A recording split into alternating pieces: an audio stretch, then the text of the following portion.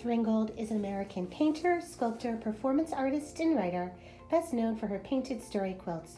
Her work is often based on African American history and the experience of women. Born in 1930, Ringgold's story quilts use techniques of this traditional African American craft, but takes them further by painting on the fabric and incorporating text. In this lesson, students will create their own story quilt by painting a shared paper bank of decorated paper, designing a pattern template, and assembling the elements as a collage. Additionally, students will write descriptive sentences or a short story on their central theme and use this text as part of their quilt. The first step is to paint your background. I'm using a light color, Chroma 2 washable in turquoise. I cover my paper and set aside to dry. Next, I start to build the paper bank.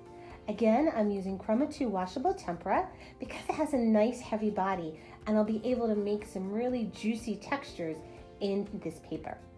You're going to want to create many of these pieces of paper, about 4 to 5 per student.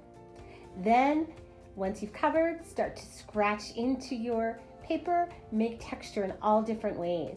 You can use the back of a brush, some cardboard, a homemade comb, all sorts of things, even bubble wrap. Once you've got some texture, set aside to dry and paint some more. When you're finished, you should have a whole bunch of paper, all with different patterns, all in different colors. This is going to be your paper bank. Now let's think of this story that we want to tell. Make sure that it's a simple story. In this case, I'm going to make my quilt about the day I scored my first basket in basketball. Younger students might want to tell their story on one thing, a favorite pet, an animal, their favorite food. When it's drawn, outline it in a black marker so you can see, because these shapes are going to be your pattern.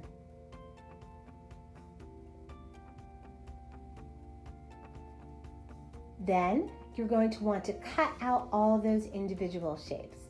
That's why it's important to simplify, just the way that Ringgold does in her story quilts.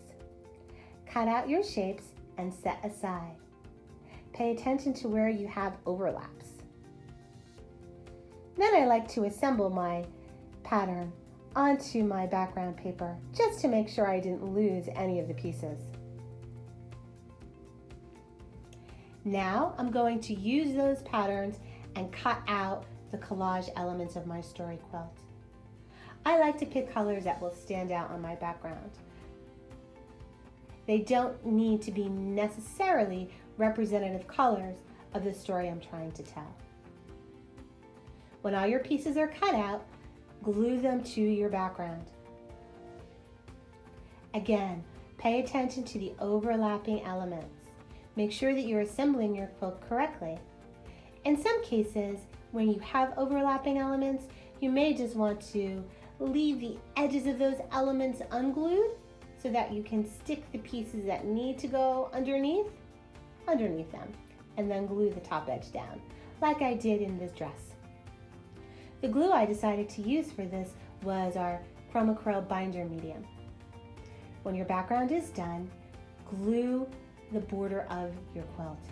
Again, using various pieces from my paper bank, I start to assemble the border of my quilt. This is on an 11 by 17 sheet of paper.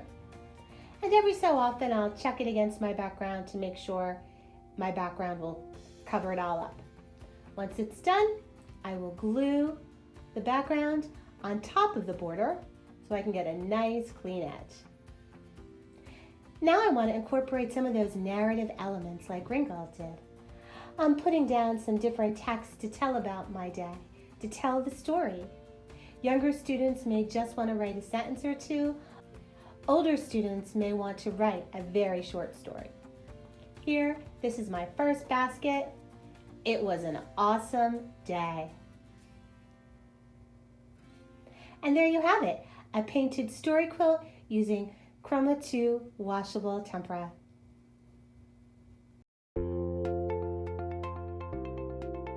For more information, please visit our website, www.chromaonline.com.